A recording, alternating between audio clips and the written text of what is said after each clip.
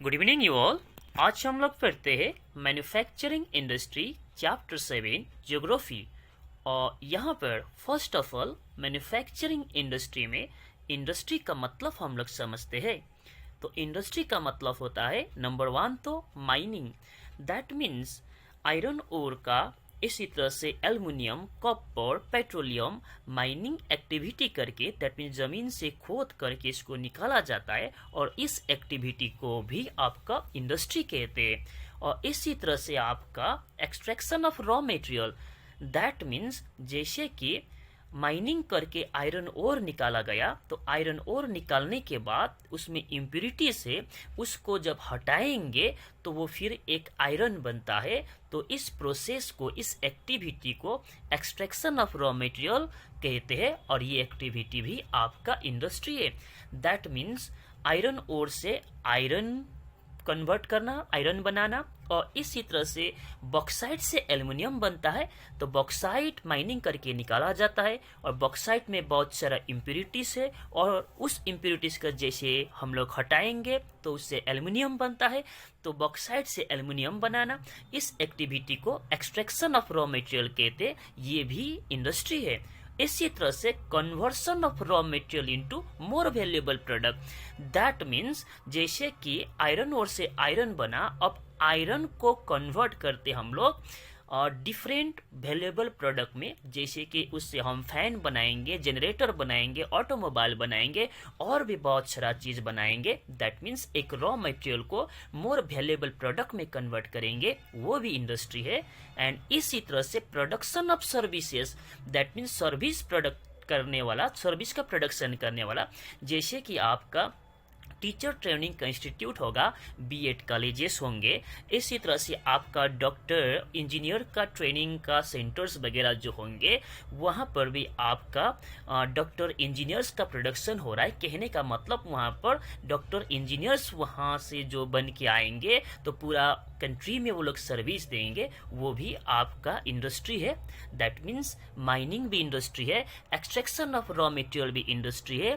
Raw material को एक मोर valuable product में कन्वर्ट करना, ये भी आपका इंडस्ट्री है। और इसी तरह से सर्विस प्रोवाइड करने वाला भी आपका इंडस्ट्री है। सर्विस प्रोवाइड में जैसे कि आप लोग मोबाइल फोन यूज करते हो, उसमें आप इंटरनेट यूज करते हो, कॉलिंग करते हो, आप लोग को ये जो सर्विस प्रोवाइड किया गया है, जियो ने हो, एयरटेल ने हो, तो वो भी आपका एक इंडस्ट्री है।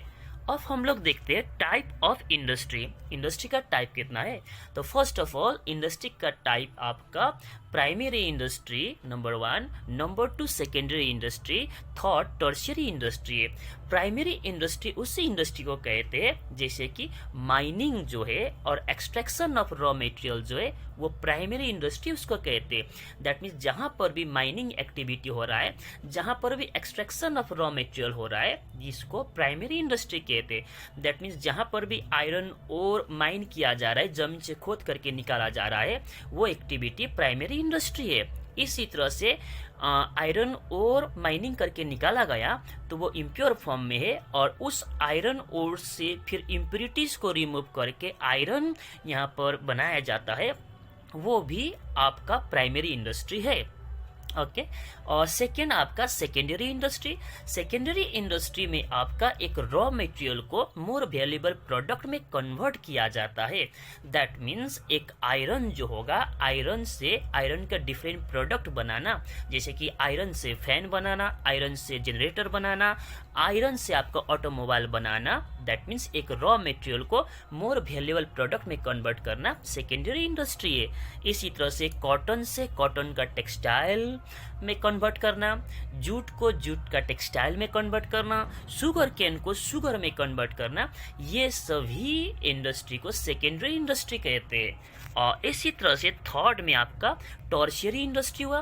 टर्शियरी इंडस्ट्री ऐसे कोई प्रोडक्ट का प्रोडक्शन नहीं करते हैं, किंतु यहाँ पर आपका ये सर्विस प्रोवाइडर होते हैं। जैसे कि टीचर ट्रेनिंग, बीएड का ट्रेनिंग सेंटर होगा, डीएलएड ट्रेनिंग सेंटर होगा, तो BEd training centre, DElEd training centre में टीचर को ट्रेन किया जाता है और टीचर को ट्रेन करने के बाद वो लोग आपका स्टूडेंट को पढ़ाएंगे, दैट मीन्स सर्विस देंगे, तो ये टर्शियरी इंडस्ट्री इसको कहते हैं। इसी तरह से जहाँ पर डॉक्टर का, इंजीनियर का आपका ट्रेनिंग दिया जाता हो, जैसे कि एलएन होगा, आकाश होगा, आईआईटी का ऐसा इंस्टीट्यूट वगैरह होगा जहाँ पर आपका डॉक्टर इंजीनियर का ट्रेनिंग होते हैं और वहाँ से आपका हजारों संख्या में डॉक्टर बन करके निकलते हैं। तो कंट्री में वो लोग इस तरह से डॉक्टर का या तो आपका इंजीनियर का सर्विस देते हैं लोगों को।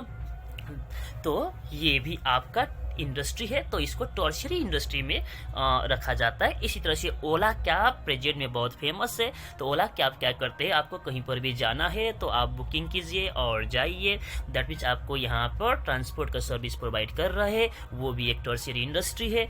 इसी तरह से इंटरनेट एंड कॉलिंग वगैरह आप यूज़ कर रहे हो, चाहे जियो का कर रहे हो, इंटरनेट का कर रहे हो, तो आपको सर्विस दे रहा है, इंटरनेट यूज़ करने का, कॉलिंग करने का आपको सर्विस दे रहा है, तो ये भी आपका इंडस्ट्री है। तो ये सभी service provider industry tertiary industry है। तो यहाँ पर तो हम लोग बात करेंगे आपका मैन्युफैक्चरिंग इंडस्ट्री के बारे में। तो फर्स्ट ऑफ ऑल तो मैन्युफैक्चरिंग इंडस्ट्री जो है आपका, मैन्युफैक्चरिंग इंडस्ट्री सेकेंडरी इंडस्ट्री है। दैट मीन्स 3 टाइप का इंडस्ट्रीज का बारे में हम लोगों ने पढ़े थे, primary industry, secondary industry and tertiary industry. तो यहाँ पर हम लोग प्राइमरी इंडस्ट्री के बारे में नहीं पढ़ेंगे, यहाँ पर हम लोग टर्शियरी इंडस्ट्री के बारे में नहीं पढ़ेंगे, हम लोग यहाँ पर पढ़ेंगे सिर्फ सेकेंडरी इंडस्ट्री के बारे में। और सेकेंडरी इंडस्ट्री को ही आपको कहते हैं मैन्युफैक्चरिंग इंडस्ट्री। तो मैन्युफैक्चरिंग इंडस्ट्री होता क्या है, सिंपल, ये मैन्युफैक्चरिंग इंडस्ट्री वही है जहां पर एक रॉ मटेरियल को मोर वैल्यूएबल प्रोडक्ट में कन्वर्ट किया जाता है, जैसे कि sugar cane into sugar, milk into Cadbury, iron into iron product like generator and etcetera. ये मैन्युफैक्चरिंग इंडस्ट्री होता है, ठीक है। तो यहाँ पर नोट करके मैंने दिया हो, मैन्युफैक्चरिंग इंडस्ट्री जो है ये बैकबोन होता है आपका सोसाइटी का। दैट मीन्स मैन्युफैक्चरिंग इंडस्ट्री जितना स्ट्रांग होगा किसी भी कंट्री का, उतना ही उस कंट्री का इकोनॉमी भी आपका मजबूत रहेगा, ठीक है। तो इसीलिए मैन्युफैक्चरिंग इंडस्ट्री को बैकबोन कहा जाता है आपका कंट्री का। मैन्युफैक्चरिंग इंडस्ट्री को बैकबोन कहा जाता है किसी भी कंट्री का इकोनॉमी का, ठीक है। अब क्लासिफिकेशन ऑफ मैन्युफैक्चरिंग इंडस्ट्री, अब इस चैप्टर में हम लोग पढ़ेंगे मैन्युफैक्चरिंग इंडस्ट्री का क्लासिफिकेशन। मैन्युफैक्चरिंग इंडस्ट्री आप बोलो या तो सेकेंडरी इंडस्ट्री आप बोलो, दोनों सेम है यहाँ पर, ठीक है। तो मैन्युफैक्चरिंग इंडस्ट्री का क्लासिफिकेशन हम लोग कर रहे हैं। फर्स्ट तो on the basis of raw material used, that means कौन सा ये रॉ मटेरियल यूज कर रहे हैं। दैट मीन्स कुछ भी प्रोडक्ट बनाने के लिए मैन्युफैक्चरिंग इंडस्ट्री कुछ भी प्रोडक्ट का मैन्युफैक्चर करने के लिए रॉ मटेरियल तो चाहिए, तो कौन सा रॉ मटेरियल यूज करता है उस बेसिस पर इसको डिफरेंट ग्रुप में बांटा गया। जैसे कि फर्स्ट एग्रो बेस इंडस्ट्री, तो एग्रो बेस इंडस्ट्री जो है ये रॉ मटेरियल यूज करता है एग्रीकल्चरल प्रोडक्ट का, इसीलिए इसको एग्रो बेस इंडस्ट्री का। जैसे कि कॉटन टेक्सटाइल इंडस्ट्री जो हुआ, कॉटन का टेक्सटाइल बनाने के लिए इसको कॉटन चाहिए, कॉटन आता है एग्रीकल्चरल फील्ड से, तो ये एग्रो बेस इंडस्ट्री हुआ। इसी तरह से एडिबल ऑयल मेकिंग इंडस्ट्री जो हुआ, एडिबल ऑयल जैसे कि मस्टर्ड का ऑयल बनाने के लिए, सरसों का तेल बनाने के लिए इसको पहले सरसों चाहिए, दैट मीन सरसों का सीड चाहिए, वो एग्रीकल्चरल फील्ड से आता है, तो वो भी एग्रो बेस इंडस्ट्री हुआ। इसी तरह से बिस्किट मेकिंग के लिए, बिस्किट बनाने के लिए वहाँ पर आटा चाहिए होंगे, आटा गेहूं से मिलता है, गेहूं फिर आपका एग्रीकल्चरल फील्ड से आता है, तो ये भी एग्रो बेस इंडस्ट्री हुआ। That means agro base industry जो है वो रॉ मटेरियल यूज करता है एग्रीकल्चरल प्रोडक्ट का। तो यहाँ पर आपका रॉ मटेरियल किस चीज़ को कहते हैं, कंफ्यूजन अगर है तो सिंपल सा बात यही है। जैसे कॉटन टेक्सटाइल बनाने के लिए, कॉटन का कपड़ा, टेक्सटाइल मतलब कपड़ा बनाने के लिए कॉटन चाहिए कॉटन टेक्सटाइल इंडस्ट्री को, तो कॉटन वहाँ पर आपका रॉ मटेरियल कहते हैं। इसी तरह से शुगर मिल के लिए, शुगर बनाने के लिए, एक शुगर मिल को शुगर बनाने के लिए शुगर कैन चाहिए, तो शुगर मिल उसको रॉ मटेरियल कहा जाता है, ठीक है। ओके, सेकेंड आपका पेस्ट्रोल बेस इंडस्ट्री। पेस्ट्रोल बेस इंडस्ट्री जो है रॉ मटेरियल यूज करता है एनिमल प्रोडक्ट को। दैट मीन्स एनिमल प्रोडक्ट में जैसे कि मीट हुआ, मिल्क हुआ, स्किन हुआ, हॉर्न हुआ, बोन हुआ, ये सारा एनिमल प्रोडक्ट को यूज करके कोई भी एक नया प्रोडक्ट बनाते हैं कोई भी एक इंडस्ट्री, तो उस इंडस्ट्री को पेस्ट्रोल बेस इंडस्ट्री कहते हैं। जैसे कि एग्जाम्पल, एक कैडबरी बनाने वाला जो कोई कंपनी होगा, ठीक है, तो कैडबरी बनाने के लिए उसको दूध चाहिए होंगे। दूध कहाँ से आता है? एनिमल से आता है, दैट मीन्स मिल्क कहाँ से आता है? एनिमल से आता है, तो पेस्ट्रोल बेस्ड इंडस्ट्री हुआ, ठीक है। इसी तरह से forest based industry, forest based industry जो है ये रॉ मटेरियल यूज करता है फॉरेस्ट प्रोडक्ट का। जैसे कि एग्जांपल फर्नीचर मेकिंग इंडस्ट्री हुआ, फर्नीचर बनाने के लिए इसको रॉ मटेरियल चाहिए, वुड चाहिए ना, प्लांट चाहिए ना, तो प्लांट कहाँ से मिलता है? फॉरेस्ट से मिलता है, तो furniture making industry forest based industry हुआ। इसी तरह से पेपर मेकिंग इंडस्ट्री होगा, पेपर बनाने के लिए प्लांट चाहिए, प्लांट कहाँ से आता है? तो फॉरेस्ट है ना, वो तो फॉरेस्ट से आता है, तो वो भी फॉरेस्ट बेस्ड इंडस्ट्री हुआ। इसी तरह से रेजिन, रेयोन एंड लैक भी यहाँ पर मैंने दिया हो, तो रेजिन जनरली प्लांट से मिलता है ये रेजिन, और इससे आपका इसको राल भी कहते हैं हिंदी में। तो इससे आपका प्लास्टिक बनता है, और इससे आपका जैसे कि आपका प्लास्टिक होगा, एडेसिव गम वगैरह बनता है, और रेयन जो है इससे फाइबर वगैरह बनता है, टेक्सटाइल वगैरह बनता है, ठीक है। इसी तरह से लैक हो गया, लैक एक इंसेक्ट है, जैसे कि सिल्क वर्म है, सिल्क वर्म एक इंसेक्ट है, और सिल्क वर्म से इसी तरह से सिल्क का प्रोडक्शन होता है। तो इसी तरह से लैक जो होता है, लैक भी एक इंसेक्ट है, इससे ये कुछ सिक्रीट करते हैं, और इससे हम लोग डिफरेंट प्रोडक्ट बनाता है, जिसका यूज़ आपका टेक्सटाइल इंडस्ट्री में भी होता है, जिसका यूज़ आपका बैंगल्स वगैरह बनाने में भी होता है, और डिफरेंट टाइप का और भी प्रोडक्ट इससे बनता है। तो ये सारा चीज़ हम लोग को जनरली फॉरेस्ट से मिलता है, तो ये फॉरेस्ट बेस्ड इंडस्ट्री हुआ। इसी तरह से मिनरल बेस्ड इंडस्ट्री जो है रॉ मटेरियल यूज करते हैं मिनरल, जैसे कि आयरन एंड स्टील इंडस्ट्री हुआ, तो आयरन एंड स्टील इंडस्ट्री को आयरन एंड स्टील का डिफरेंट प्रोडक्ट बनाने के लिए आयरन एंड स्टील चाहिए, that means iron and steel raw material इसको चाहिए, तो ये आपका iron and steel industry mineral based industry हुआ। इसी तरह से ऑटोमोबाइल इंडस्ट्री जो है, ऑटोमोबाइल बनाने के लिए, दैट मीन्स गाड़ी वगैरह बनाने के लिए इसको चाहिए होगा, आयरन चाहिए होगा, एल्युमिनियम चाहिए होंगे, कॉपर चाहिए होंगे, तो ये सारा चीज़ एल्युमिनियम हो, कॉपर हो, आयरन हो, सभी तो मिनरल है, तो ये मिनरल बेस्ड इंडस्ट्री हुआ। इसी तरह से मरीन बेस्ड इंडस्ट्री जो है रॉ मटेरियल यूज करते हैं सी प्रोडक्ट को, that means for example cod liver oil making, that means cod में एक मछली है जिससे आपका ऑयल निकाला जाता है, जो ओमेगा 3 और बहुत सारा आपका ये इसमें आपका विटामिन वगैरह इसमें ज़्यादा रहता है, ठीक है।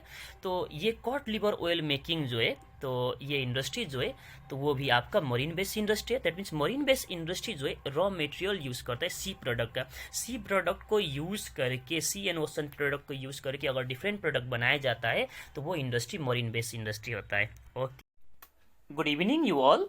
आज हम लोग पढ़ते हैं मैन्युफैक्चरिंग इंडस्ट्री का पार्ट 2, और यहाँ पर हम लोग पढ़ेंगे classification of industry based on size, that means industry का साइज क्या है, तो इसका साइज बड़ा है या तो ये आपका स्मॉल इंडस्ट्री है, तो उस बेसिस में हम लोग इसको स्मॉल स्केल, लार्ज स्केल और इसी तरह से कॉटेज इंडस्ट्री 3 पार्ट में डिवाइड करते हैं। तो जब भी हम लोग यहाँ पर साइज का अकॉर्डिंग इंडस्ट्री को क्लासीफाई कर रहे हैं, तो साइज डिपेंड करता है इन्वेस्टमेंट पर, जितना ज़्यादा इन्वेस्टमेंट होगा उतना ही बड़ा इंडस्ट्री होगा, दैट मीन्स उतना ही बड़ा साइज के इंडस्ट्री होंगे। तो यहाँ पर हम लोग क्लासिफिकेशन बेस्ड ऑन साइज बोले या तो classification based on capital investment बोले तो कोई प्रॉब्लम नहीं है। तो फर्स्ट ऑफ ऑल आपका साइज का अकॉर्डिंग या तो इन्वेस्टमेंट का अकॉर्डिंग इंडस्ट्री का जो क्लासिफिकेशन है, first number 1 cottage industry. Cottage industry को हाउस होल्ड इंडस्ट्री भी कहते हैं, इसको विलेज इंडस्ट्री भी कहते हैं, और साइज में छोटा होगा, और जेनरली इसको विलेज इंडस्ट्री इसीलिए कहा गया कि ये इंडस्ट्री ज़्यादातर विलेज में होगा, और हाउस होल्ड इंडस्ट्री भी इसको इसीलिए कहा गया क्योंकि इसमें ज़्यादातर जो वर्कर्स जो होगा फैमिली मेंबर्स ही रहेंगे, ठीक है। और ये छोटा छोटा इंडस्ट्री होगा, जैसे कि पोटरी मेकिंग होगा, दैट मीन्स मिट्टी का बर्तन बनाता होगा, मिट्टी का छोटा छोटा कप बनाता होगा, मिट्टी का छोटा छोटा मूर्ति वगैरह बनाते होंगे। इसी तरह से ज्वेलरी बनाने वाला हैंडीक्राफ्ट, दैट मीन्स हाथ से बुन करके कपड़े वगैरह बनाते होंगे, डिफरेंट और भी प्रोडक्ट बनाते होंगे, और वहाँ का जो लोकल मार्केट होगा, छोटा छोटा मार्केट में वहाँ पर बिक्री करते होंगे। ऐसा छोटा छोटा जो मैन्युफैक्चरिंग यूनिट्स वगैरह जो गांव में होगा, इसको कॉटेज इंडस्ट्री का दर्जा दिया गया है, ठीक है। और इसमें ज़्यादातर हाउस मेंबर ही इन्वॉल्व रहते हैं और इसमें इन्वेस्टमेंट भी कम होता है और इसका प्रोडक्शन भी कम होता है, प्लस प्रॉफिट भी कम रहता है। और इससे थोड़ा बढ़कर के अगर चलेंगे तो स्मॉल स्केल इंडस्ट्रीज होता है। तो स्मॉल स्केल इंडस्ट्री होता है जनरली कॉटेज इंडस्ट्री का कंपैरिजन में ये बड़ा होता है, इन्वेस्टमेंट भी ज़्यादा होता है, इसमें वर्कर्स वगैरह भी हायर करना पड़ता है, ठीक है। और इसी अकॉर्डिंग प्रॉफिट भी इसमें ज़्यादा होता है।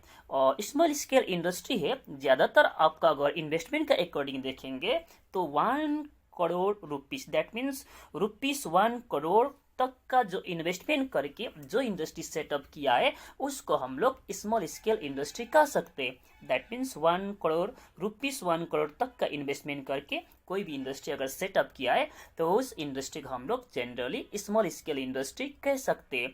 और इसमें एग्जांपल वगैरह में जैसे कि पेपर मेकिंग इंडस्ट्री होगा, इलेक्ट्रॉनिक गुड्स बनाने वाला होगा, मैन्युफैक्चरिंग लेदर का गुड्स बनाने वाला होगा, ठीक है। इस तरह का बहुत सारा इंडस्ट्री होंगे जिसको हम लोग यहाँ पर स्मॉल स्केल इंडस्ट्री कहते हैं। और इसी तरह से थर्ड में आपका लार्ज स्केल इंडस्ट्री। तो by the name only large scale industry, यहाँ पर आपका जो है इन्वेस्टमेंट भी ज़्यादा होगा और वर्कर्स भी यहाँ पर ज़्यादा होंगे, मॉडर्न टेक्नोलॉजीज और मशीनरीज का भी ज़्यादा यूज़ होता है, प्रॉफिट भी ज़्यादा होगा, ठीक है। और लार्ज स्केल इंडस्ट्री ज़्यादातर अगर आप इन्वेस्टमेंट का अकॉर्डिंग देखेंगे तो ₹1 करोड़ से ज़्यादा इन्वेस्टमेंट करके आपका सेटअप किया गया जो इंडस्ट्री होगा, ज़्यादातर वही लार्ज स्केल इंडस्ट्री होते, जैसे कि हैवी मशीनरी बनाने वाला इंडस्ट्री होगा, पेट्रोकेमिकल का इंडस्ट्री होगा, दैट मीन्स पेट्रोलियम का डिफरेंट प्रोडक्ट्स बनाने वाला इंडस्ट्री, ऑटोमोबाइल का इंडस्ट्री होगा, गाड़ी वगैरह बनाने वाला। इसी तरह से आयरन एंड स्टील इंडस्ट्रीज वगैरह, ये सारा बड़ा बड़ा इंडस्ट्री जो है लार्ज स्केल इंडस्ट्री का अंतर्गत आते हैं। Now classification based on ownership. Ownership मतलब उस इंडस्ट्री को ऑन कौन करते हैं, उसका मालिक कौन है। दैट मीन्स इंडस्ट्री है तो डेफिनेटली उसका मालिक कोई ना कोई तो है ही।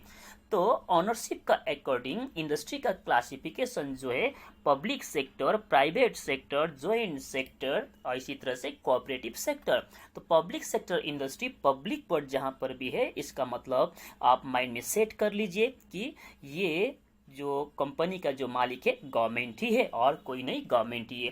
That means public sector industry को ओन करते, दैट मीन्स उसका मालिक गवर्नमेंट है, और ऑपरेट इसको करते, दैट मीन्स इसको चलाते हैं, रन करते गवर्नमेंट ही, ठीक है। That means public sector industry is the industry which is owned and operated by government. That means इसका मालिक जो होता है वो आपका गवर्नमेंट रहता है। और एग्जाम्पल में आप दे सकते हैं भेल and SAIL, BHEL, Bharat heavy electronics limited, SAIL, steel authority of India limited, और इसी तरह से LIC, life insurance corporation. Okay, ये सारा आपका पब्लिक सेक्टर इंडस्ट्री का एग्जाम्पल है। और Bharat heavy electronics limited different type का रेलवे का लोकोमोटिव्स वगैरह, ठीक है, ट्रांसफार्मर वगैरह, इस तरह का बड़े बड़े प्रोडक्ट्स वगैरह ये बनाते। और SAIL, steel authority of India limited का अगर बात करेंगे तो इंडिया में जितना भी स्टील मैन्युफैक्चरिंग इंडस्ट्रीज वगैरह जो है वो अपना प्रोडक्ट्स जब भी ग्लोबल मार्केट में सेल करते हैं तो steel authority of India limited के जरिए ही करते हैं, ठीक है। दैट मीन्स यहाँ पर public sector industry own and operated by government, और इसका एग्जाम्पल भेल एंड सेल आप माइंड में सेट कर सकते हो और इसका फुल फॉर्म याद रख लेना। और प्राइवेट सेक्टर इंडस्ट्री, तो इसको ऑन करते, दैट मीन्स इसका मालिक जो होते हैं वो प्राइवेट व्यक्ति होते हैं। दैट मीन्स एन इंडिविजुअल और ग्रुप ऑफ इंडिविजुअल, कोई भी एक व्यक्ति होगा या तो कुछ लोग मिल करके इस तरह से रन कर रहे इंडस्ट्री जो होगा वो प्राइवेट सेक्टर इंडस्ट्री है जो गवर्नमेंट के अंडर में नहीं है। जैसे कि TISCO, Tata iron and steel company, Reliance industries, Bajaj auto limited, ऐसा दुनिया लिस्ट होगा आपका पास, ये सब प्राइवेट सेक्टर इंडस्ट्री है। और इसी तरह से ज्वाइंट सेक्टर इंडस्ट्री है, by the name only joint दिया है, कहने का मतलब ज्वाइंट सेक्टर इंडस्ट्री को रन करते हैं गवर्नमेंट प्लस यहाँ पर प्राइवेट दोनों मिल करके। That means joint sector industry is owned and operated by the state and an individual और ग्रुप ऑफ इंडिविजुअल, कहने का मतलब बाय द स्टेट कहने का मतलब गवर्नमेंट, ठीक है, एन इंडिविजुअल और ग्रुप ऑफ इंडिविजुअल कहने का मतलब यहाँ पर प्राइवेट, दैट मीन्स दोनों मिल करके, गवर्नमेंट और प्राइवेट कंपनी दोनों मिल करके जिस इंडस्ट्री को रन कर रहा है, ऐसा इंडस्ट्री को जॉइंट सेक्टर इंडस्ट्री कहते हैं। तो जॉइंट सेक्टर इंडस्ट्री में डेफिनेशन में आप ये कह सकते हो, the industry owned and operated by the state and an individual और ग्रुप ऑफ इंडिविजुअल कह सकते हो। नहीं तो आप इसको इस तरह से भी कह सकते हो, joint sector industry is the industry which is owned and operated by the government and private individual, इस तरह से भी बोल सकते हो। ठीक है, इसका एग्जाम्पल है OIL, ऑयल इंडिया लिमिटेड। ठीक है, इसका डिफरेंट ऑयल रिफाइनरीज वगैरह, ठीक, बहुत जगह है। ठीक है, ऑयल एक्सट्रैक्शन करते हैं ये। इसी तरह से Punjab national bank, Maruti Suzuki, इस तरह का जॉइंट सेक्टर भी बहुत सारा है। तो आपको यहाँ पर जनरली एक ही नाम याद रखने से हो जाएगा, oil India limited, joint sector industry का एग्जाम्पल। और cooperative sector industry, cooperative by the word only, it's very easy to understand to you, that is cooperative sector industry जो है कोऑपरेटिवली रन करते, that means it is owned and operated by the producer plus the workers plus the supplier of raw material. That means इसमें ध्यान इतना ही देना है, cooperative sector industry cooperative भी रन करते, सब मिल के चलाते। दैट मीन्स इसमें वर्कर्स जो है, दैट मीन्स सपोज करो एक शुगर का मिल होगा, तो शुगर का मिल में काम करने वाला जो वर्कर्स होगा वो भी उस शुगर मिल का मालिक है। ठीक है, और शुगर मिल को शुगर बनाने के लिए शुगर कैन चाहिए होंगे, तो शुगर कैन का प्रोडक्शन करने वाले फार्मर्स जो है वो भी मालिक है। ठीक है, इसी तरह से शुगर मिल को जब रन करने के लिए बाहर से भी शुगर कैन वगैरह लाना पड़ता होगा, उसका सप्लायर वगैरह होगा, तो वो भी मालिक है। दैट मीन्स जो शुगर मिल में काम कर रहे हैं वो भी मालिक है, शुगर कैन का खेती में जो काम कर रहा है, प्रोड्यूसर जो कर रहा है, फार्मर जो है वो भी मालिक है। इसी तरह से शुगर कैन बाहर से जो सप्लाई दे रहा होगा उस शुगर मिल को, वो लोग भी मालिक है। दैट मीन्स इस तरह से सब मिल करके जो चला रहे हैं, ऐसा इंडस्ट्री को कोऑपरेटिव सेक्टर इंडस्ट्री कहते हैं। और इसका बेस्ट एग्जाम्पल है आपका शुगर मिल जो है महाराष्ट्र में, ज्यादातर कोऑपरेटिव सेक्टर में है। और इसी तरह से कोयर इंडस्ट्री है केरला में, दैट मीन्स कोकोनट से फाइबर बनाने वाला। और इसी तरह से अमूल जो मिल्क जो है वो भी कोऑपरेटिव सेक्टर इंडस्ट्री के अंतर्गत आते हैं। इसी तरह से लास्ट में multinational corporation, it's also very easy, multinational by the word only you might have understood perhaps, multinational कहने का मतलब ऐसा कंपनी जो एक नेशन में नहीं बहुत सारा नेशन में प्रोडक्शन का ऑपरेशन कैरी करते हैं ये। दैट मीन्स मल्टी नेशन मतलब मल्टी मतलब मोर देन वन, और नेशन मतलब यहाँ पर कंट्री। दैट मीन्स ऐसा कंपनी या तो ऐसा इंडस्ट्री जो प्रोडक्शन का प्रोसेस जो है एक कंट्री में सीमित नहीं रखते हैं, वो प्रोडक्शन का प्रोसेस जो है बहुत सारा country, more than one country में वो प्रोडक्शन का प्रोसेस को कैरी करते हैं। कहने का मतलब कि जो MNC जो होता है, मल्टीनेशनल कॉरपोरेशन जो होता है, ये एक मल्टीनेशनल कंपनी है। ठीक है, ये बड़े बड़े कंपनी है और ये प्रोडक्शन जो करती है एक ही कंट्री में प्रोडक्शन नहीं करते। जैसे कि एक एग्जांपल ले लो, कोई एक MNC एक कंप्यूटर बनाता है, सपोज लैपटॉप बनाता है सपोज, ठीक है। तो कोई एक मल्टीनेशनल कंपनी अगर लैपटॉप बनाता होगा तो मान के चलो लैपटॉप का बाहर वाला पार्ट को अगर बनाने में इंडिया में खर्चा कम लगता है तो वो पार्ट इंडिया में बनाएगा, और उसका हार्ड डिस्क वगैरह बनाने में उसके लिए आपका जो स्किल्ड इंजीनियर्स वगैरह का जरूरत पड़ता होगा, उसके लिए मटेरियल्स वगैरह भी अलग टाइप का चाहिए होंगे। मान के चलो वो चाइना में सस्ता पड़ता है, चाइना में उस तरह का स्किल्ड वर्कर से, तो वो चीज़ चाइना में करेगा। इस तरह से चाइना में आपका हार्डवेयर बन गया, उसका हार्ड डिस्क वगैरह बन गया, और इंडिया में उसका बाहर का पार्ट वगैरह बन गया। इस तरह से आपका सॉफ्टवेयर वगैरह के लिए मान के चलो कि USA में उसी तरह से सॉफ्टवेयर का स्किल्ड इंजीनियर्स वगैरह होंगे, तो सॉफ्टवेयर वगैरह वहाँ पर बनेगा। तो इस तरह से करके टोटली आप ये पूरा पार्ट को असेंबल करना होगा। तो असेंबल ये लोग फिर ऐसा कंट्री में करेंगे जहाँ से ये फाइनली गुड्स या जो लैपटॉप बन गया है इसको वर्ल्ड का डिफरेंट कंट्रीज में सप्लाई करने में ईजी हो। ठीक है, सेंटर पर सेंट्रल लोकेशन में असेंबल करते हैं, दैट मीन जहाँ से वर्ल्ड का डिफरेंट कंट्रीज में इजी सप्लाई कर पाए। तो इस तरह से मल्टीनेशनल कॉरपोरेशंस जो है काम करते हैं। ठीक है, तो मल्टीनेशनल कॉर्पोरेशंस का बहुत सारा एग्जांपल है, कोको कोला है, यूनिलीवर है, विप्रो टेक्नोलॉजीज है, विप्रो इंडिया का ही है, ठीक है। तो यहाँ पर आपका और भी बहुत सारा मल्टीनेशनल कॉर्पोरेशंस है। हाँ, डिफरेंस इतना ही है, मल्टीनेशनल कॉर्पोरेशंस मल्टीनेशनल कंपनी है, और मल्टीनेशनल कंपनी जो है मोर देन वन कंट्री में अपना प्रोडक्शन प्रोसेस को कैरी करते हैं, ठीक है। Okay, thank you, this much for. Good morning you all. आज हम लोग पढ़ते हैं मैन्युफैक्चरिंग इंडस्ट्री का पार्ट 3, और यहाँ पर हम लोग डिस्कस करेंगे factors affecting the location of industries. That means industry जो सेटअप किया जाता है उस पर मेन इंपॉर्टेंट रोल प्ले करने वाला जो फैक्टर क्या क्या है। तो they are raw material. That means जहाँ पर रॉ मटेरियल होगा तो डेफिनेटली वहाँ पर चांसेस है कि इंडस्ट्री सेटअप होगा। इसी तरह से power supply, that means regular power supply रहेगा तो इंडस्ट्री सेटअप करने का चांसेस ज़्यादा रहेगा। अगर पावर सप्लाई में यहाँ पर रेगुलरिटी नहीं रहेगा तो इंडस्ट्री सेटअप करने का चांसेस कम रहेगा। इसी तरह से market, that means market near by होगा तो फैक्ट्री का जो प्रोडक्ट्स वगैरह जो है सेल करने में वहाँ पर ईजी होगा, तो चांसेस ज़्यादा रहेगा इंडस्ट्री सेटअप करने का। इसी तरह से ट्रांसपोर्ट, जहाँ पर अच्छा ट्रांसपोर्ट होगा तो वहाँ पर जितना भी रॉ मटेरियल होगा और इसी तरह से फिनिश प्रोडक्ट होगा उसका ट्रांसपोर्टेशन में आपको इजी होगा, ट्रांसपोर्टेशन कॉस्ट कम पड़ेगा, तो ये भी इंपॉर्टेंट रोल प्ले करते हैं। इसी तरह से बैंक्स वगैरह रहेगा नियर बाय, तो ये लोन वगैरह प्रोवाइड करने के लिए इंडस्ट्री के लिए ये हेल्पफुल रहेगा, तो इंडस्ट्री सेटअप करने का चांसेस ज़्यादा रहेगा।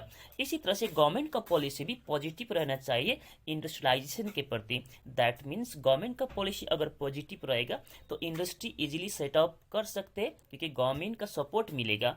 अगर गवर्नमेंट का पॉलिसी वहाँ पर आपका पॉजिटिव नहीं रहेगा तो गवर्नमेंट का सपोर्ट नहीं मिलेगा तो इंडस्ट्री वगैरह सेटअप करने का चांसेस भी कम रहता है। तो ये है आपका factors affecting the location of industries. Now second topic, that is the industrial system. Industrial system का मतलब क्या है?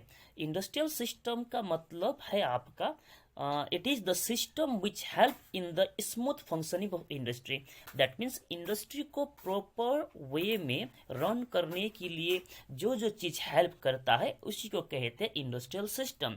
जैसे कि इंडस्ट्री को स्मूथ वे में रन करने के लिए वहाँ पर लेबर होना चाहिए, स्किल्ड एंड चीप लेबर होना चाहिए, रॉ मटेरियल होना चाहिए, ट्रांसपोर्ट आपका एफिशिएंट होना चाहिए, मशीनरीज वगैरह अपडेटेड होना चाहिए, पावर सप्लाई रेगुलर होना चाहिए, टेक्नोलॉजी आपका एकदम लेटेस्ट हो, अपडेटेड हो। तो ये सारा चीज़ एक इंडस्ट्री को स्मूथ वे में फंक्शनिंग करने में, रन करने में हेल्प करता है, इसको कहते हैं industrial system. Now the third topic, that is the industrial region. Industrial region क्या है? तो इंडस्ट्रियल रीजन कुछ भी नहीं है, इंडस्ट्रियल रीजन एरिया है, ऐसा एरिया जहां पर ज्यादा मात्रा में इंडस्ट्रीज वगैरह हो, ऐसा एरिया को कहते हैं industrial region. Major industrial region of the world, world का मेजर इंडस्ट्रियल रीजन आपका, जैसे कि अगर देखते हैं एशिया का तो साउथ कोरिया है, जापान है, चाइना है। Japan, China, South Korea industrially ये लोग डेवलप्ड है, इंडस्ट्रीज वगैरह ज़्यादा है, तो इसीलिए ये एरिया इंडिया के कंपैरिजन में काफ़ी आगे भी है, डेवलप भी है। यूरोप का बात करेंगे, United kingdom, France, Germany and Sweden. तो यूनाइटेड किंगडम का बात ही अलग है, इंडस्ट्रियल रिवॉल्यूशन शुरू ही वहाँ से हुआ था 18th सेंचुरी में, ठीक है, तो ये लोग आगे रहे गए। इसी तरह से North America surrounding Great Lakes, that means ज़्यादातर इंडस्ट्रियली डेवलप है नॉर्थ अमेरिका, इसीलिए प्रेजेंट में अगर पूरा वर्ल्ड में देखेंगे तो नॉर्थ अमेरिका ही है जो लीडिंग कर रहे हैं। हाँ, साउथ अमेरिका का अगर बात करेंगे, साउथ अमेरिका में अभी भी बहुत सारा ऐसा कंट्रीज है जो बहुत ही बैकवर्ड है। अब major industrial region of India, India में मेजर इंडस्ट्रियल रीजन कहाँ कहाँ है? तो फर्स्ट ऑफ ऑल तो आपको बता दूं कि इंडिया में ज़्यादातर जो इंडस्ट्रियल रीजन जो है वहीं पर है जहाँ पोर्ट सिटीज़ वगैरह है, दैट मीन्स जहाँ बंदरगाह वगैरह है, जैसे कि चेन्नई हो, मुंबई हो, कोलकाता हो। तो ब्रिटिश टाइम में बनाया गया पोर्ट वगैरह वहाँ पर है, तो वो एरिया जो है ज़्यादातर आपका इंडस्ट्रियली डेवलप है। जैसे कि मुंबई का बात करेंगे, मुंबई पुणे इंडस्ट्रियल रीजन है, ठीक है। वहाँ फिल्म इंडस्ट्री से लेकर के आपका टेक्सटाइल इंडस्ट्री, ऑटोमोबाइल इंडस्ट्री, सारा चीज़ है। हुगली इंडस्ट्रियल रीजन आपका वेस्ट बंगाल में है, और ये ज़्यादातर हुगली इंडस्ट्रियल रीजन जो है जूट प्रोडक्शन के लिए फेमस है। और ऐसे भी आपको पता है कि जूट प्रोडक्शन में इंडिया, बांग्लादेश के बाद इंडिया का ही पोजीशन आता है पूरा वर्ल्ड में। इसी तरह से नेशनल कैपिटल टेरिटोरी का, दैट मीन्स दिल्ली में जो है ये भी इंडस्ट्रियल रीजन है। ये ऑटोमोबाइल से लेकर के आईटी इंडस्ट्री, सारा चीज़ का ये इंडस्ट्रियल रीजन है। इसी तरह से छोटा नागपुर प्लेट्यू रीजन का बात करेंगे तो छोटा नागपुर प्लेट्यू रीजन का बात ही अलग है। छोटा नागपुर प्लेट्यू रीजन को स्टोर हाउस ऑफ मिनरल्स कहते हैं इंडिया में। दैट मीन्स जितना भी मिनरल, आयरन से लेकर के आप यहाँ पर जितना भी मिनरल के बारे में बात करेंगे, ज़्यादा से ज़्यादा मिनरल्स वगैरह इसी छोटा नागपुर प्लेट्यू रीजन में आता है। और ये छोटा नागपुर प्लेट्यू रीजन कवर करते हैं ओडिशा, छत्तीसगढ़, मध्य प्रदेश, झारखंड, ठीक है। तो ये पूरा एरिया आपका छोटा नागपुर प्लेट्यू एरिया के, तो ये इंडस्ट्रियली डेवलप्ड है। ओके, तो इसी तरह से मदुराई, कोयम्बटूर, बेंगलुरु इंडस्ट्रियल रीजन, तो ये है आपका तमिलनाडु एंड कर्नाटका एरिया में, ठीक है। और बेंगलुरु का बात अलग है, वहाँ पर आपका इंडिया का नंबर 1 अगर आईटी का हब है तो वो बेंगलुरु है, ठीक है। आईटी सिटी भी कहते हैं। तो इसी तरह से आपका तमिलनाडु एंड कर्नाटका रीजन है साउथ इंडिया में इंडस्ट्रियली डेवलप। और इसी तरह से आपका गुजरात एरिया में, अहमदाबाद एरिया में इंडस्ट्रियल रीजन है। और कॉटन के लिए यहाँ पर अहमदाबाद को मैनचेस्टर ऑफ इंडिया भी कहते हैं, ठीक है। That means cotton textile production का मेन सेंटर है वो एरिया। इसी तरह से distribution of major industries, that is iron and steel industry. अब हम लोग सिर्फ देखते हैं आयरन एंड स्टील इंडस्ट्री का।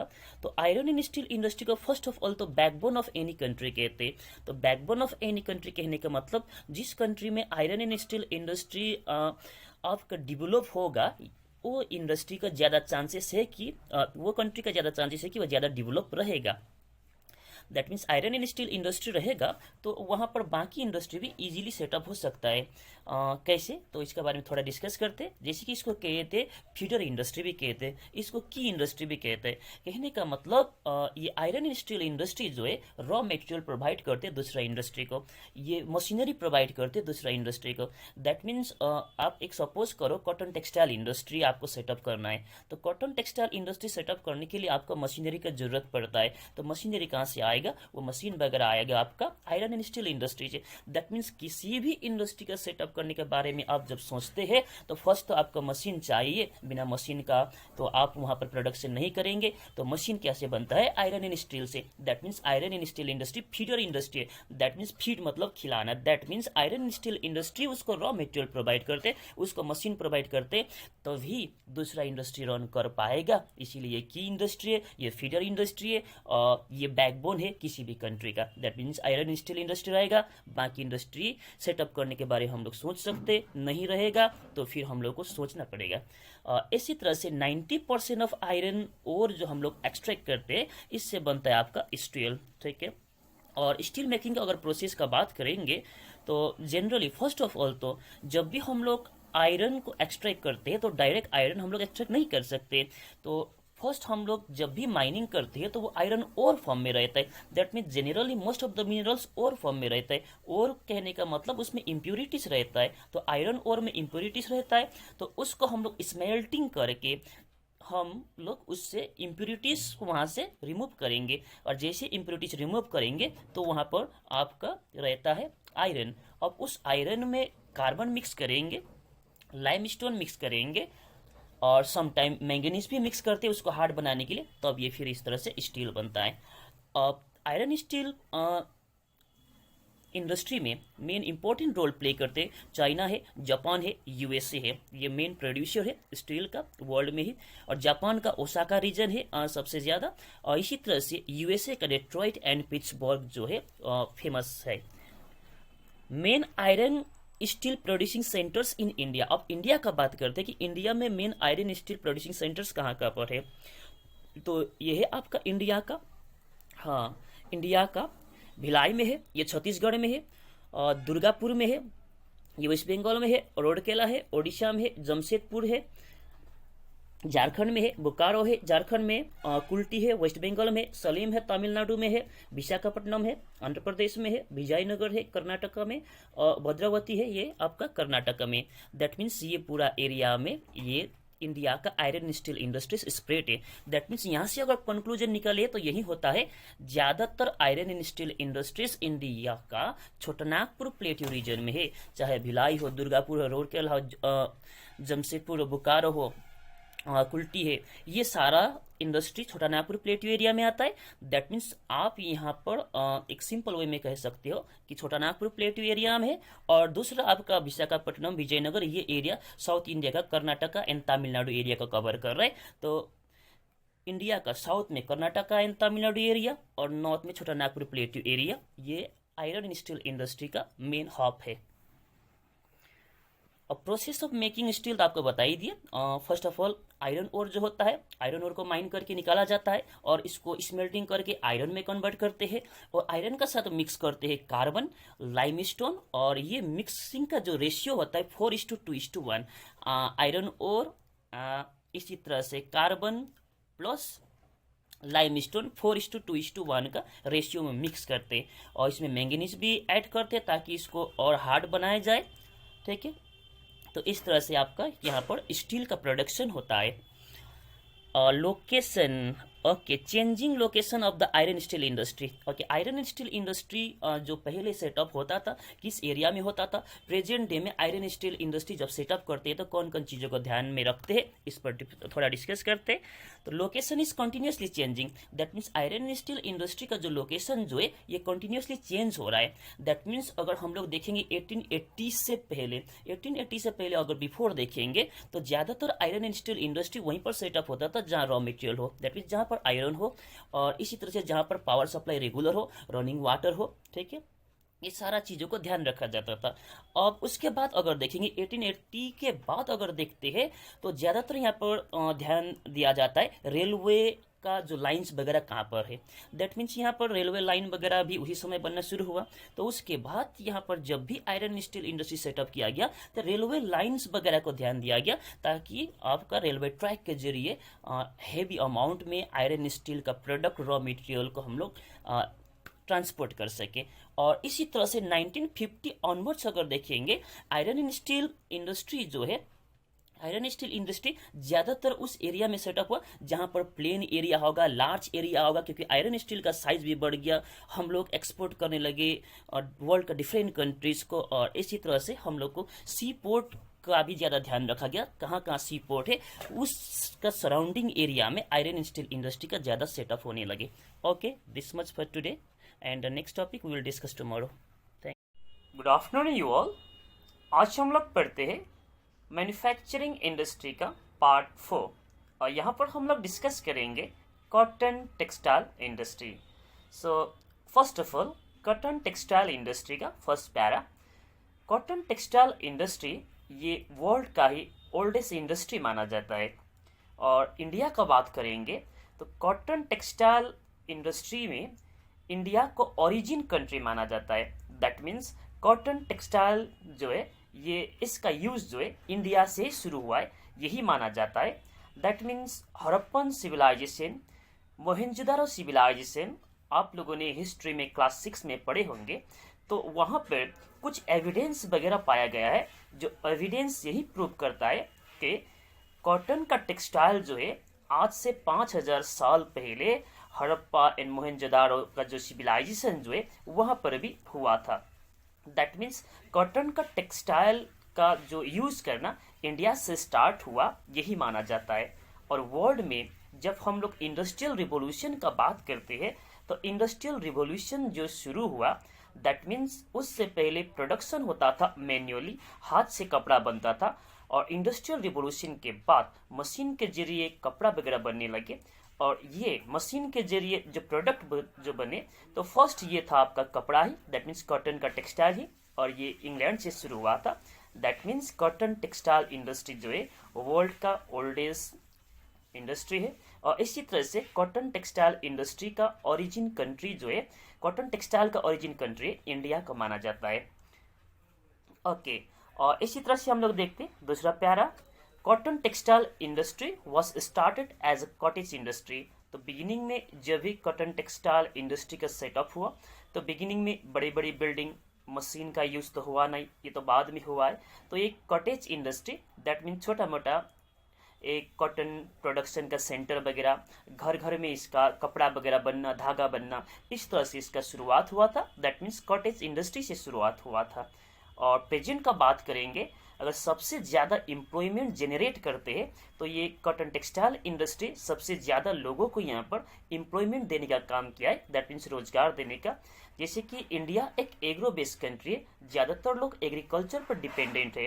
अगर एग्रीकल्चर के बाद अगर कोई ऐसा इंडस्ट्री होगा जो ज़्यादा लोगों को अगर रोजगार देता है तो वह आपका टेक्सटाइल इंडस्ट्री सबसे ज़्यादा लोगों को ये रोजगार दे रहा है।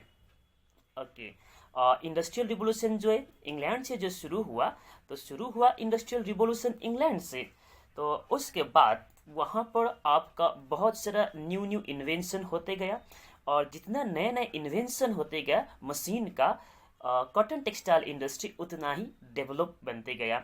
जैसे कि आप लोग देखते हो कि बिगिनिंग में जो मोबाइल फ़ोन वगैरह आता था बहुत ही सिंपल, ठीक है, बटन वाला, और प्रेजेंट में आपका टच स्क्रीन, और इस तरह से जितना ये अपग्रेड होते जा रहा है टेक्नोलॉजीज वगैरह, इसी तरह से कॉटन टेक्सटाइल का इंडस्ट्री में भी जो मशीनरी वगैरह का जो टूल्स का यूज़ करते थे इसका अपग्रेड आपका होते रहे।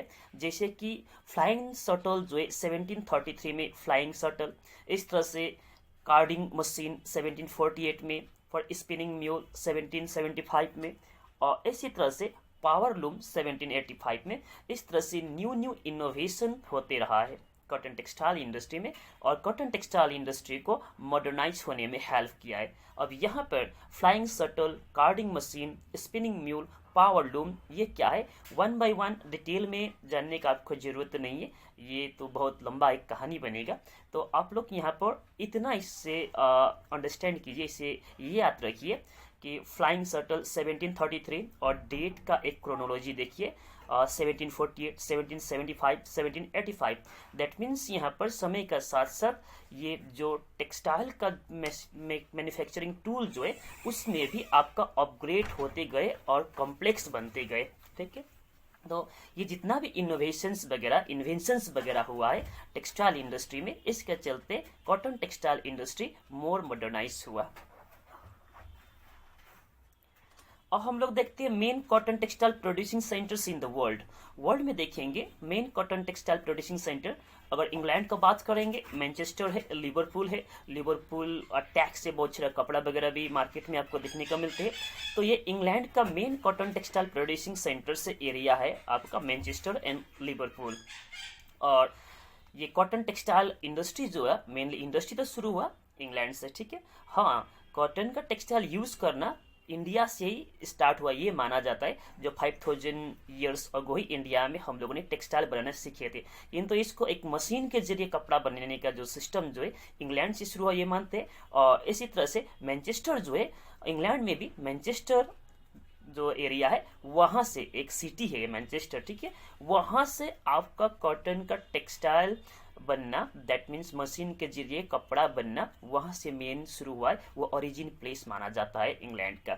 इसी तरह से जापान का बात करेंगे ओसाका, और प्रेजेंट में अगर बात करेंगे तो जापान को एशिया का मैनचेस्टर भी कहा जाता है। कहने का मतलब कॉटन टेक्सटाइल प्रोडक्शन में जापान अभी एशिया में लीडिंग रोल प्ले कर रहा है। हाँ, ऐसे तो नहीं कि कॉटन का अगर प्रोडक्शन का बात करेंगे कॉटन प्लांट का, वो तो सबसे ज़्यादा इंडिया में होता है, जापान में नहीं। इंडिया चाइना में होता है, किंतु जापान हम ही लोग से रॉ मटेरियल खरीदते हैं, धागा खरीद के लेकर जाते हैं कॉटन का, और उन लोगों के पास मशीनरी बहुत अपग्रेडेड है, इसीलिए वो लोग क्या कर रहे हैं कि ये रॉ मटेरियल को कन्वर्ट कर रहे हैं आपका टेक्सटाइल में, और ये बन रहा है फिर लीडिंग एशिया का कॉटन टेक्सटाइल इंडस्ट्री में जापान आ रहा है लीडिंग, ठीक है।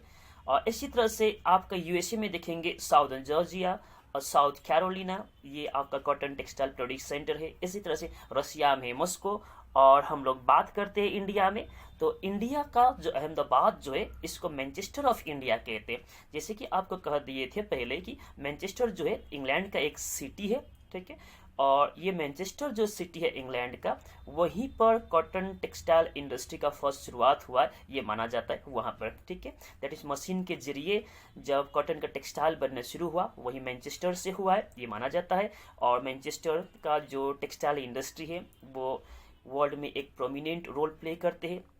वो सबसे पुराना भी है और सबसे बड़ा भी है। और इसी तरह से इंडिया का बात करेंगे तो इंडिया का मैनचेस्टर कहते हैं अहमदाबाद को, ठीक है। और इसी तरह से Mumbai is also known as Cottonopolis of India. That means इसी तरह से फिर इंडिया में मुंबई जो है इसको कॉटनोपोलिस कहते हैं। तो कॉटनोपोलिस कहने का मतलब क्या है, एक्चुअली मैनचेस्टर जो सिटी है इंग्लैंड में उसी को निक नेम दिया गया था 19th सेंचुरी में कॉटनोपोलिस बोल करके। तो ये नाम क्यों दिया गया, निक नेम क्यों दिया गया, इसका रीजन यही था, मैनचेस्टर जो था वो एक मेट्रोपॉलिटन सिटी भी थी, ठीक है, मेट्रोपॉलिटन, तो वहीं से वर्ड आया पोलिस, ओके। और ये मैनचेस्टर जो है कॉटन टेक्सटाइल प्रोडक्शन का मेन सेंटर भी था, इसीलिए cotton police that means cotton textile production में वो लीडिंग रोल प्ले कर रहा है और वो एक मेट्रोपॉलिटन सिटी भी है। तो इसीलिए मैनचेस्टर को 19th सेंचुरी में नेम दिया गया, निक नेम दिया गया कॉटनोपोलिस बोल करके। और इसी तरह से इंडिया में ये निक नेम मिला है आपको मुंबई को। और आपको पता है कि मुंबई एक मेट्रोपॉलिटन सिटी है, दैट मीन्स एक लार्ज सिटी है, और साथ साथ कॉटन टेक्सटाइल प्रोडक्शन में भी वो लीडिंग रोल प्ले करते, तो इसीलिए इसको कॉटनोपोलिस ऑफ इंडिया कहते हैं। इंडिया में मेन कॉटन प्रोड्यूसिंग स्टेट वगैरह कौन कौन होगा, तो अहमदाबाद गुजरात वाला वो है ही, मुंबई महाराष्ट्र में है ही, उसके बाद राजस्थान, मध्य प्रदेश, पंजाब, हरियाणा, तमिलनाडु और भी बहुत सारा कॉटन टेक्सटाइल प्रोड्यूसिंग एरियाज है इंडिया में। और इसके बाद हम लोग देखते हैं इंफॉर्मेशन टेक्नोलॉजी इंडस्ट्री। तो इंफॉर्मेशन टेक्नोलॉजी इंडस्ट्री जो है ये एक्चुअली लेटेस्ट का इंडस्ट्री भी है। और इंफॉर्मेशन टेक्नोलॉजी इंडस्ट्री का राइज ऑफ होने के ही कारण है कि आप लोग ऑनलाइन क्लासेस वगैरह करते हो, जितना भी आपका इंटरनेट के जरिए इंफॉर्मेशन वगैरह गैदर करते हो, ये सभी आपका इंफॉर्मेशन टेक्नोलॉजी का डेवलपमेंट के कारण ही सक्सेसफुल हुआ है। और ऐसे भी देख सकते हो आजकल की न्यू न्यू गैजेट्स वगैरह जैसे कि आ रहा है, इसी तरह से आपका गैजेट का नाम अगर बोलूँ तो एंड्रॉयड, आईट्यून, आईपोड, इस तरह से आपका न्यू न्यू गैजेट और न्यू न्यू सॉफ्टवेयर वगैरह जितना डेवलप हो रहा है उतना ही इंफॉर्मेशन टेक्नोलॉजी भी आपका एडवांस बनते जा रहा है। और जितना इंफॉर्मेशन टेक्नोलॉजी एडवांस बनते जा रहा है तो सारा चीज़ आपका पॉकेट में आ रहा है, दैट मीन्स पॉकेट इंडस्ट्री भी कह सकते हो। जैसे कि आपका मोबाइल फ़ोन जेब में है और उसी मोबाइल फ़ोन के जरिए आप यूएसए में क्या हो रहा है ये सारा इन्फॉर्मेशन आप मोबाइल फ़ोन के जरिए देख सकते हो। और आपके स्कूल के डायरेक्टर होंगे, इसी तरह से आप स्कूल में क्या कर रहे हो क्या नहीं कर रहे हो, वहाँ पर कैमरा लगा होगा और वो घर में बैठ करके वो सारा एक्टिविटी वॉच कर रहे होंगे। तो दैट मीन्स ये इंफॉर्मेशन टेक्नोलॉजी के जरिए एडुकेशन से लेकर के सारा चीज़ में इंफॉर्मेशन टेक्नोलॉजी ने ये लोगों को आसान कर दिया है कि इंफॉर्मेशन एक्सचेंज करने के लिए। अभी वो समय नहीं रहा कि बड़े बड़े फाइल, पेपर वगैरह, बुक वगैरह लेकर के लोग चले। अभी तो आपका just with in A second हम लोग एक बटन दबाएंगे, है ना, सिंपल वन क्लिक में हम लोग इंफॉर्मेशन बड़े बड़े फाइल कहीं पर भी ट्रांसफ़र कर सकते हैं। तो ये सभी क्रेडिट जाता है इंफॉर्मेशन टेक्नोलॉजी के डेवलपमेंट पर, ओके। अब इस तरह से हम लोग देखते हैं worst industrial disaster in India till date, that means सबसे बड़ा डिजास्टर, इंडस्ट्रियल डिजास्टर अगर हम लोग बात करेंगे तो भोपाल गैस ट्रेजिडी है। ये 3 दिसंबर 1984 में हुआ था और भोपाल ये मध्य प्रदेश में हुआ था। और इस ट्रेजिडी में लगभग 3598, ये एक ऑफिशियल रिपोर्ट है, ऑफिशियल रिकॉर्ड है, तो 3598 पीपल का डेथ हुआ था 1989 तक। और ये डेथ होने का जो क्रम है और चलते ही रहा है। ये तो एक ऑफिशियल रिकॉर्ड है और ऑफिशियल रिकॉर्ड में जो मेंशन किया डेथ रिकॉर्ड और रियलिटी में वहाँ पर ग्राउंड में जितना डेथ हुआ होगा वो डिफर हो सकता है, वो ज़्यादा हो सकता है, ठीक है। और कॉजेस ऑफ डिजास्टर, वो डिजास्टर कैसे हुआ, ये भोपाल गैस ट्रेजिडी कैसे हुआ, तो ये एक लीकेज के कारण हुआ। पॉइजनस गैस मिथाइल आइसोसाइनेट और हाइड्रोजन साइनाइड, इस तरह का आपका पॉइजनस गैस रिलीज हुआ, लीक हुआ, ठीक है, एक पेस्टिसाइड्स फैक्ट्री से जो था यूनियन कार्बाइड, फैक्ट्री का नाम था आपका यूनियन कार्बाइड। ये एक अमेरिकन MNC कंपनी है, ठीक है, मल्टीनेशनल कंपनी है जो पेस्टिसाइड्स बनाते हैं। तो इसी फैक्ट्री से आपका पॉइजनस गैस लीक होने के कारण ये जनरली हुआ था 12:30 अराउंड, दैट मीन्स सब समय उस समय रात में सोए होंगे ना 12:30, 12:30 AM का मतलब आपका रात का टाइम हो गया ना, तो उस समय लगभग रात में लोग सोए होंगे और इस समय ये घटना हुआ और सब सोते ही रह गए। दैट मीन्स सबको सुला ही दिए इतने हजार लोगों को। उसके बाद भी अगर देखेंगे यहाँ पर, तो जो लोग सरवाइव किए, दैट मीन्स जो लोग ये डिजास्टर के बाद मरे नहीं है, जो सरवाइव किए, उन लोगों को भी बहुत सारा अभी भी आपका प्रॉब्लम्स वगैरह, हेल्थ रिलेटेड प्रॉब्लम्स वगैरह दिखने को मिलते हैं। तो अभी भी उस एरिया में, जैसे कि आप लोग हिरोशिमा और नागासाकी की बात करते, अभी भी वहाँ पर जो बम जो गिराया था उसका इफेक्ट अभी भी जो दिखने को मिलता है। इसी तरह से यहाँ पर भी गैस लीकेज का इफेक्ट, जो गैस लीकेज हुआ था बहुत साल पहले 1984 में ना, तो अभी भी उसका इफेक्ट देखने को मिलते हैं, जैसे कि gastro intestinal disorder, impaired immune system सही नहीं होना, ब्लाइंडनेस, इस तरह का और भी बहुत सारा प्रॉब्लम्स वगैरह अभी भी वहाँ पर देखने को मिलते हैं। ओके, अब रिस्क रिडक्शन मेजर, ठीक है। अब इस तरह का इंडस्ट्रियल डिजास्टर वगैरह अगर होता है तो इसको हम लोग कंट्रोल कैसे करें? तो वेरी सिंपल है, आप अपना पॉइंट बोल सकते हो इसमें। तो ठीक है, बुक ने जो लिखते हैं कि इंडस्ट्रियल एरिया जो है ये डेंसली पॉपुलेटेड एरिया से थोड़ा दूर में होना चाहिए। सही बात है, डेंसली पॉपुलेटेड एरिया से थोड़ा दूर में आपका इंडस्ट्री वगैरह सेटअप करना चाहिए। और सेकेंड यही है कि सेफ्टी मेजर्स वगैरह प्रॉपरली फॉलो करना चाहिए सभी इंडस्ट्री को। और इसी तरह से आपका गवर्नमेंट जो है, गवर्नमेंट एजेंसी को यहाँ पर मॉनिटर करना चाहिए इंडस्ट्रियल एक्टिविटी को वेरी सीरियसली, ठीक है। तो इस तरह से अगर हम लोग और भी सेफ्टी मेजर्स का बहुत सारा पॉइंट आपका माइंड में आ सकता होगा, उसको फॉलो करेंगे तो इस तरह का डिजास्टर वगैरह नहीं होगा। ओके, अब इसके बाद एक पॉइंट मिडल में एक शायद बॉक्स में दिया हुआ था, सनराइज इंडस्ट्री बोल करके, इसको इमर्जिंग इंडस्ट्री भी कहते। तो सनराइज इंडस्ट्री किसको कहते? जनरली सनराइज इंडस्ट्री कहने का जैसे कि सन का राइज होना, सनसेट नहीं बोल रहे, सन का राइज होना, दैट मीन इसी तरह से सनराइज इंडस्ट्री कहने का मतलब भी यहाँ पर न्यू इंडस्ट्रीज वगैरह है जो फास्ट ग्रोथ में हो। दैट मीन्स न्यू इंडस्ट्रीज जो फास्ट ग्रोथ में हो, जिसका पोटेंशियल है कि फ्यूचर में बहुत आपका अच्छा ग्रोथ दे, इस तरह का न्यू इंडस्ट्रीज, जो इमर्जिंग इंडस्ट्रीज, जो प्रेजेंट का इंडस्ट्रीज, लेटेस्ट इंडस्ट्रीज वगैरह को कहते सनराइज इंडस्ट्रीज। जैसे कि यहाँ पर आपका इंफॉर्मेशन एंड टेक्नोलॉजी इंडस्ट्री और स्पेस टूरिज्म का बारे में तो आजकल अक्सर सुनते हो, इलन मस्क का बारे में जानते होंगे, उनका प्लान वगैरह, ठीक है। दैट मीन्स इस तरह से सनराइज इंडस्ट्री कहने का मतलब कि न्यू इंडस्ट्री को कहते हैं सनराइज इंडस्ट्री, ठीक है। नया इंडस्ट्री है और जिसका ग्रोथ भी बहुत अच्छा है, जिसका पोटेंशियल बहुत अच्छा है, ऐसा इंडस्ट्री को सनराइज इंडस्ट्री कहते हैं। Okay, thank you for today and next day हम लोग इसका क्वेश्चन आंसर डिस्कस करेंगे। Thank you. Good morning you all. आज हम लोग डिस्कस करते हैं चैप्टर 7 ज्योग्राफी क्लास 8 का question answers. So first of all, multiple choice question. Which of the following industries is not classified on the basis of raw material? Raw material का basis में कौन सा ये दिया हुआ इंडस्ट्री क्लासीफाई नहीं किया गया? तो डायरेक्टली पब्लिक सेक्टर इंडस्ट्री है, क्योंकि mineral base and agro base raw material का बेसिस में क्लासीफाई किया है। तो आंसर होगा C. Handicraft, handloom, pottery etcetera are the examples of, ये है आपको directly cottage industry. Fill in the blanks में any economic activity associated with production of goods is called an, ये इंडस्ट्री होगा। और number 2, cooperative industries are manage by the group और the people who are producers of raw material. Answer, industrial system comprises input dash, वहाँ infrastructure होगा। Infrastructure में आप लिख सकते रॉ मटेरियल लिख सकते हो, लेबर लिख सकते हो, मशीन लिख सकते हो, एंड आउटपुट में finish product. Number 4, Ahmedabad is known as Manchester of India. True and false देखिए। Agro based industries obtain raw material from forest. Agro based industry obtain raw material from agriculture, agricultural product होगा। Forest ये पेस्ट्रोल base में आएगा। Second, private sector industries are set up by resources of individuals. Correct है। That means private sector industries जो है वो अपना ही बलबूता पर चलता है, ठीक है, अपने रिसोर्सेस पर ये इसको रन किया जाता है। ट्रू है। Iron and steel industry is the backbone of any country. True. Carding machine was invented in 1748। True. Match the following.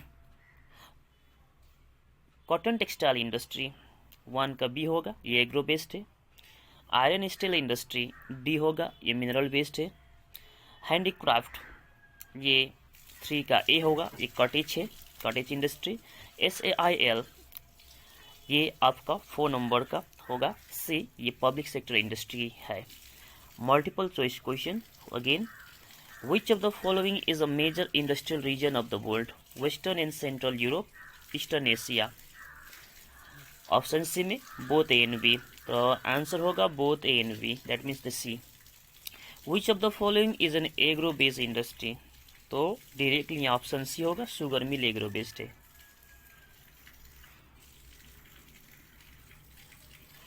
Short answer questions, write down the factors affecting the location of industry. Industry को locate करने के लिए कहाँ पर industry setup होगा, इसके लिए जो मेन इंपॉर्टेंट रोल प्ले करने वाला तो फैक्टर कौन कौन सा है? तो रॉ मटेरियल है, वहाँ पर अवेलेबल होना चाहिए। ट्रांसपोर्ट एंड कम्युनिकेशन सिस्टम अच्छा होगा तो फैक्ट्री सेटअप कर सकते हैं। रेगुलर सप्लाई ऑफ इलेक्ट्रिसिटी होगा, फैक्ट्री सेटअप कर सकते हैं। चीप एंड स्किल्ड लेबर होगा, फैक्ट्री सेटअप कर सकते हैं। टेक्नोलॉजी भी होगा, फैक्ट्री सेटअप कर सकते हैं। एंड गवर्नमेंट पॉलिसी भी पॉजिटिव होना चाहिए तो फैक्ट्री सेटअप कर सकते हैं easily. Right a short note iron steel industry में शॉर्ट नोट लिखना है तो लिखिए, iron steel industry is called the backbone of any country. इसी तरह से it is the key and feeder industry, ये की इंडस्ट्री भी कहते हैं या तो इसको फीडर इंडस्ट्री भी कहते हैं, और इसको इसीलिए ऐसा कहते हैं क्योंकि ये रॉ मटेरियल प्रोवाइड करते हैं और मशीन प्रोवाइड करते अदर इंडस्ट्रीज़ को। और ये लार्ज स्केल इंडस्ट्री है, इसीलिए इसका इनपुट भी लार्ज होगा, बिग होगा, आउटपुट भी लार्ज होगा, बिग होगा, ज़्यादा प्रॉफिट भी होगा। How can we decide the size of an industry? Industry का साइज हम लोग कैसे डिसाइड करेंगे? दैट मीन्स ये कॉटेज है, ये स्मॉल स्केल है, ये लार्ज स्केल है, कैसे करेंगे? तो size of industry can be decided on the basis of following factor. Capital investment कितना हुआ है उससे हम डिसाइड कर सकते हैं। नंबर ऑफ एम्प्लॉयज़ कितना है उससे डिसाइड कर सकते हैं। आउटपुट इसका क्या है, कितना आउटपुट देते हैं, कितना प्रॉफिट होता है, कैसा प्रोडक्शन करते हैं, ये सारा चीज़ हम लोग देख सकते हैं। जैसे कॉटेज इंडस्ट्री जो होगा, कैपिटल इन्वेस्टमेंट बहुत कम होता है, एम्प्लॉई जो होते हैं ज़्यादातर वो फैमिली मेम्बर ही होते हैं, और आउटपुट भी बहुत कम होता है, प्रॉफिट कम होता है। और स्मॉल स्केल इंडस्ट्री जो होगा, कैपिटल इन्वेस्टमेंट जो होगा मोर देन 1 करोड़ होगा रुपीस में, ठीक है। और इसी तरह से जो एम्प्लॉई जो होता है वो भी कॉटेज इंडस्ट्री का कंपैरिजन में ज़्यादा होता है, आउटपुट भी ज़्यादा होगा। और लार्ज स्केल इंडस्ट्री जो होगा, कैपिटल इन्वेस्टमेंट होगा मोर देन ₹1 करोड़, और नंबर ऑफ एम्प्लॉय भी ज़्यादा होगा इसमें, आउटपुट भी यहाँ पर ज़्यादा होगा। What is a public sector industry? Give two example. Public sector industry का 2 एग्जाम्पल देना है। तो public sector industry first of all तो ऐसा इंडस्ट्री है जिसको ओन एंड ऑपरेट करते हैं गवर्नमेंट, ठीक है। और एग्जाम्पल है भेल and SAIL, Bharat heavy electronics limited, steel authority of India limited. आप लॉन्ग आंसर में देखिए, discuss the features of private sector and joint sector industries का, दोनों का फीचर में डिस्कस करते हैं। तो प्राइवेट सेक्टर इंडस्ट्री जो है owned and operated bye an individual और ग्रुप ऑफ इंडिविजुअल, एक व्यक्ति भी हो सकता है या तो कुछ लोग मिल करके उसको रन कर रहा हो प्राइवेट सेक्टर। और प्राइवेट सेक्टर इंडस्ट्रीज़ का एग्जांपल जैसे कि टिस्को हो गया, Tata iron steel company, Reliance हो गया, बजाज हो गया, और इसका बहुत सारा लिस्ट आप बना सकते हो।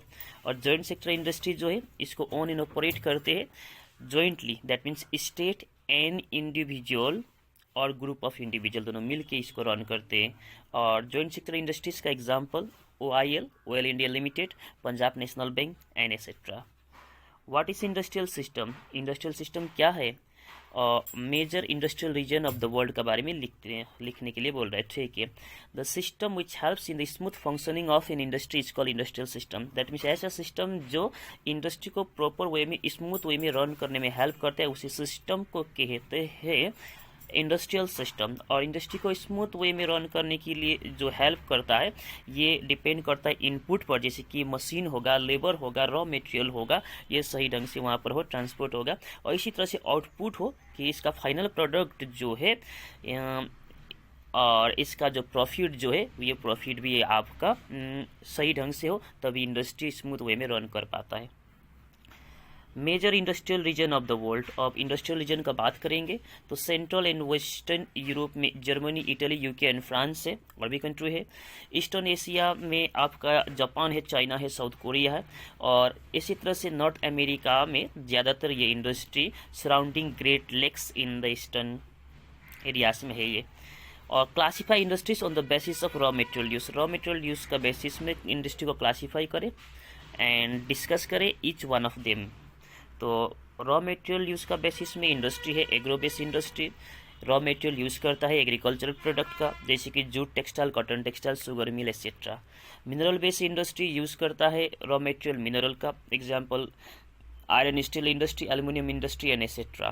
पेट्रोल बेस इंडस्ट्री जो है ये फॉरेस्ट प्रोडक्ट को यूज़ करते हैं, जैसे कि लेदर गुड्स मेकिंग हो गया, इसी तरह से डेयरी प्रोडक्ट्स मेकिंग हो गया, वुलन टेक्सटाइल मेकिंग इंडस्ट्री होंगे। Petrol base industry, yes, petrol base industry animal product को यूज़ करते हैं, ठीक है।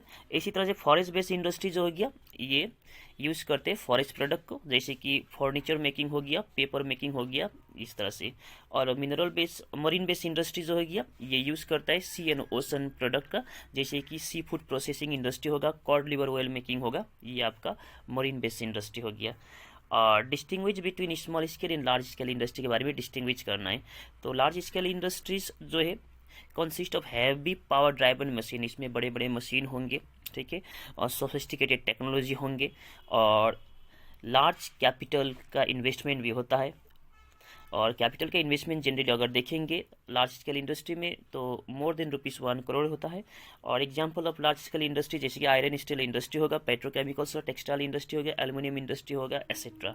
और स्मॉल स्केल इंडस्ट्रीज जो होगा ये लार्ज स्केल इंडस्ट्री का कंपैरिजन में जो है small number of worker employ करते हैं, कैपिटल इन्वेस्टमेंट लिमिटेड रहता है, और कैपिटल जो इन्वेस्ट करते हैं अप टू ₹1 करोड़। और example of small scale industries हो गया आपका utensils making, furniture making, machine parts etcetera. अब हाई ऑर्डर थिंकिंग स्किल में देखते हैं why iron steel industry is called the backbone of modern world. तो बैकबोन क्यों कहते हैं इसको, तो इसीलिए कहते हैं नंबर 1 कि ये प्रोवाइड करते हैं मशीनरी अदर इंडस्ट्रीज़ को, ठीक है। ये मशीनरी प्रोवाइड करेंगे अदर इंडस्ट्री को तभी वहाँ पर आपका प्रोडक्शन हो पाएगा। और इसी तरह से आयरन स्टील इंडस्ट्री प्रोवाइड करते हैं मटेरियल कंस्ट्रक्शन के लिए, फैक्ट्री का बिल्डिंग वगैरह कंस्ट्रक्शन करने के लिए। और जब तक फैक्ट्री या दैट मीन्स बिल्डिंग्स वगैरह कंस्ट्रक्शन नहीं होगा तब तक वहाँ पर प्रोडक्शन नहीं हो पाएगी, क्योंकि हम लोग ओपन स्काई में प्रोडक्शन नहीं कर सकते हैं। तो ये भी आयरन स्टील ही प्रोवाइड करते हैं किसी भी इंडस्ट्री को। एक कंस्ट्रक्शन के लिए बिल्डिंग वगैरह, प्रोडक्शन के लिए बिल्डिंग वगैरह पहले चाहिए, वो प्रोवाइड करता है iron steel industry. Write 3 measures to be taken to reduce industrial disaster. Industrial disaster को रिड्यूस करने के लिए क्या क्या कर सकते हैं, तो आप लोग कर सकते हैं कि जनरली फर्स्ट ऑफ ऑल तो जितना भी इंडस्ट्रियल एरियाज वगैरह जो है डेंसली पॉपुलेटेड एरिया से दूर में हो, ठीक है। और सेफ्टी मेजर्स वहाँ पर स्ट्रिक्टली फॉलो किया जाए। और थर्ड गवर्नमेंट एजेंसीज वगैरह जो है इसको मॉनिटर करे, सीरियसली मॉनिटर करे जितना भी इंडस्ट्रियल एक्टिविटी है। और भी बहुत सारा पॉइंट आपका माइंड में आ सकता है वो लिख सकते हो। Okay, thank you.